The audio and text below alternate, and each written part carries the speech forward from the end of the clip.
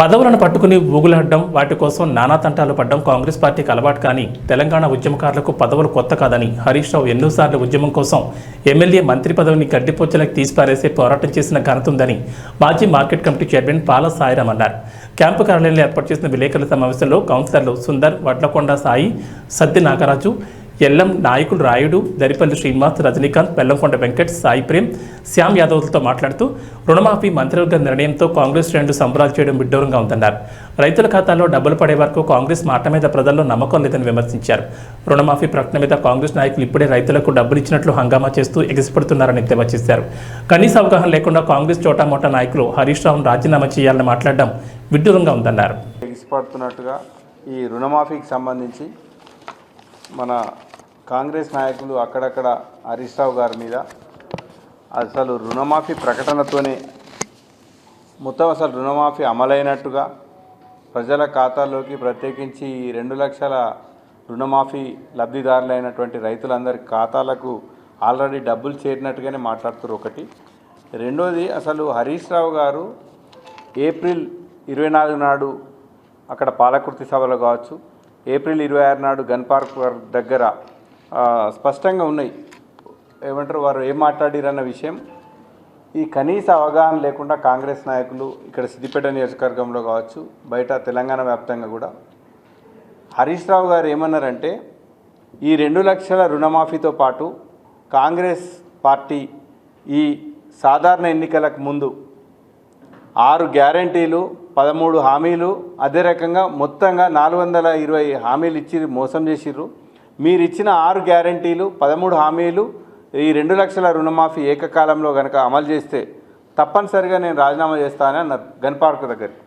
April 24 నాడు ఓపెన్గా challenge చేసి మీరు రండయ్యా ముఖ్యమంత్రి గారు, మీరు అయ్యా రేవంత్ రెడ్డి ముఖ్యమంత్రి గారు రండి, మీకు దమ్ముంటే నిజంగా మీ 6 గ్యారంటీల మీద మీరు తెలంగాణ ప్రజలకు ఇచ్చిన ఏదైతే బూటకు హామీలు ఇచ్చి అధికారంలోకి వచ్చిర్రు, మీరు ఇచ్చిన మీ మేనిఫెస్టోలో మీ సోనియా గాంధీ గారు తుక్కుగూడలో డిక్లరేషన్లో ఇచ్చినట్టుగా ఆ విజయబేరి సభలో ప్రకటించినట్టుగా 6 గ్యారంటీలు, 13 హామీలు, ఈ 2 లక్షల రుణమాఫీ మీరు అమలు చేస్తే నేను రాజీనామా చేస్తాను. ఎందుకంటే ఉద్యమంలో రాజీనామాలు హరీష్ రావు గారికి కొత్త కాదు. ప్రత్యేకించి అసలు బీఆర్ఎస్ పార్టీ డిఎన్ఏనే పోరాటం. ఈ తెలంగాణ రాష్ట్ర అవతరణ కోసమే రాజకీయం. మా పార్టీ పుట్టిందే దానికోసం. ఇంకోటి మీరు చూసిండ్రు, తెలంగాణ ఉద్యమం కోరినప్పుడల్లా, ప్రజలు ఆదేశించినప్పుడల్లా రాజీనామాకు వెనుకాడని నాయకుడు మా హరీష్ రావు గారు. అసొంటి హరీష్ రావు గారికి రాజీనామా చాలా చిన్న గడ్డిపోచలాగా పదవులను వదిలిపెట్టిన చరిత్ర కేసీఆర్ గారికి, హరీష్ రావు గారికి ఉన్నదన్న విషయం ఈ తెలంగాణ సమాజంలో ఏ చిన్నపిల్లలను అడిగినా, పెద్దోళ్ళని అడిగినా, ఈ ఉద్యమ కాలంలో పనిచేసిన అందరికీ, ఇప్పుడు కాంగ్రెస్ పార్టీలో ఉన్న వాళ్ళకు కూడా తెలుసు ఎన్నిసార్లు రాజీనామా చేసిరు దానికి వెనకాడు. అయితే మీరు కనీసం ఒక ప్రెస్ మీట్, ఒక రాష్ట్ర స్థాయి నాయకుడు మాజీ మంత్రి మాట్లాడిన ప్రెస్ మీట్ను అర్థం చేసుకోలేనటువంటి ఒక దీన స్థితిలో ఈ కాంగ్రెస్ పార్టీ నాయకులు ఉన్నారు. దీనికి మేము చాలా చింతిస్తున్నాం. ఇప్పటికైనా సరే మీరు ఇచ్చిన 6 గ్యారంటీలు ఉన్నాయి కదండి, మీరు మహాలక్ష్మి అన్నారు, కేవలం ఫ్రీ బస్సుతోని ఒడగొట్టేసిరు. దాంట్లో కూడా ఎన్ని సాధక బాధకాలు ఉన్నాయి. రోజు మహిళలంతా కూడా సిగపట్లే, దాంతో ఆటో కార్మికులు రోడ్ల పడ్డారు. 18 సంవత్సరాలు నిండిన మహిళలందరికీ 2500 రూపాయలు వేస్తున్నారు, అది వేయలేదు. 500 రూపాయల గ్యాసు ఆ పథకం ఎట్లా అమలవుతుందో దేవుడెరుగు. రైతు భరోసా కింద మీరు మేము 10,000 ఇస్తే మీరు 15,000 రూపాయలు పెంచిస్తామన్నారు. కౌలు రైతులకు 12,000 ఇస్తామన్నారు. అసలు రైతు భరోసా కింద పంట పెట్టుబడి, ఇప్పుడు ఎండాకాలం మన యాసంగి పంట వేసి పంట చేతికి వచ్చే టైంకి వచ్చిర్రు. ఇప్పుడు వానాకాలం పంటకి ఇంకా మీరు మొదలే లేదు. ఆ పెంచిన పైసలు దేవుడెరుగు, ఉన్న పైసలు రైతు బంధు కేసీఆర్ ఇచ్చినట్టు ఇయ్యలేకపోతున్నారు. గృహజ్యోతి అన్నారు, అదే ఎన్నికల అడవడిగానే మిగిలిపోయింది. మీరు చేయుత పెన్షన్లో పెంచుతా అన్నారు, ఇప్పటికీ కూడా 2,000 రూపాయల పెన్షన్ వస్తుంది, ఎక్కడ 4,000 పెన్షన్ వస్తలేదు. అదే రకంగా ఈ మీరు పెంచిన పెన్షన్ ఇచ్చిపెట్టి ఆ ఉన్న పెన్షన్నే 1 నెల ఇప్పటికీ బకాయి ఉన్నారు. ఈ విషయం మర్చిపోయినరు. అదే రకంగా యువ వికాసం పేరిట విద్యార్థులందరికీ ఒక 5 లక్షల రూపాయల భరోసా కార్డు ఇస్తా అన్నారు, అది ఇవ్వలేదు.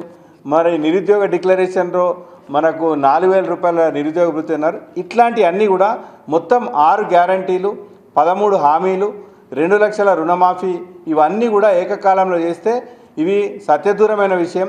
కాంగ్రెస్ అంటేనే కహానీలు చెప్పేటోళ్ళు, కమిటీలు, కాలయాపనలు, కపట మాటలకు care of party Congress party. గతంలో ఇప్పుడు తెలంగాణ ప్రజలు కూడా గుర్తించాలి. వీళ్ళు మొన్న ఒక సచివాలయంలో క్యాబినెట్ భేటీలో ఒక విధానపరమైన నిర్ణయం తీసుకున్నారు. విధానపరమైన నిర్ణయం తీసుకోగానే ఇల్లలకంగానే పండుగ అయినట్టు మీరు ఆ విధాన నిర్ణయంలోనే చూడుర్రి. 39,000 కోట్లగా అంచనా వేసిన రుణమాఫీ విధాన నిర్ణయం తీసుకున్న వరకల్నే 31,000 కోట్లకు చేరుకున్నది.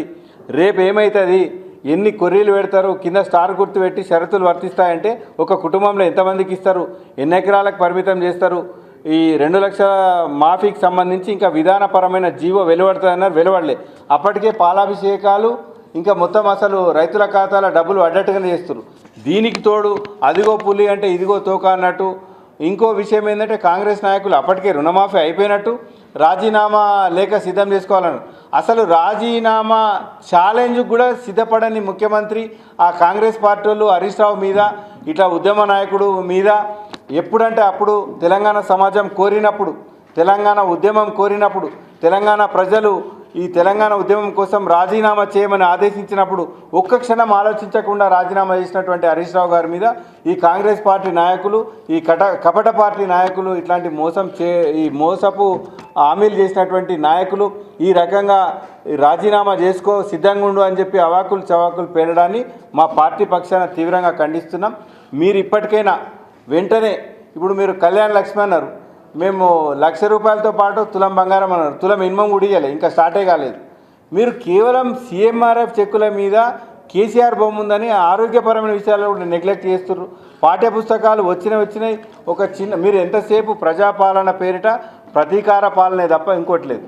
వెనకటికి ఒకటి స్టోరీ ఉన్నది, ఒక విలంపేస్తాడు, చంపేసి ఆ తర్వాత సమాజానికి క్షమాపణపోయి నేను సన్యాసులలో కలుద్దాం అనుకుంటున్నా స్వామి అంటే, నువ్వు గింత మంచిగా సూటు బూట్ వేసుకున్నావు, నీతో సన్యాసం కాదు, నువ్వు విలాసవంతంగా గడిపినావు అని సన్యాసం అంటాడు అన్నట్టు.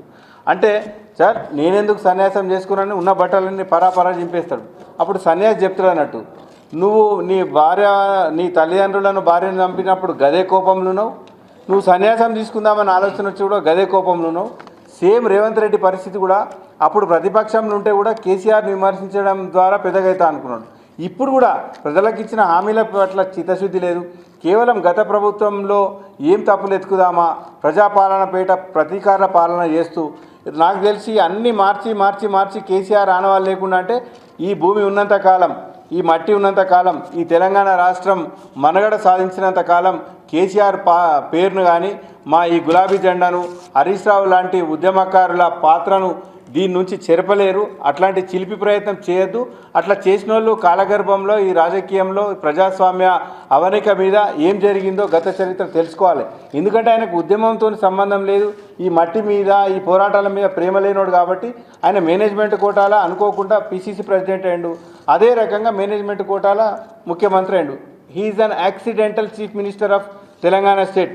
కాబట్టి ఇంత లోతుగా ఆలోచిస్తాడని మేము అనుకుంటలేం.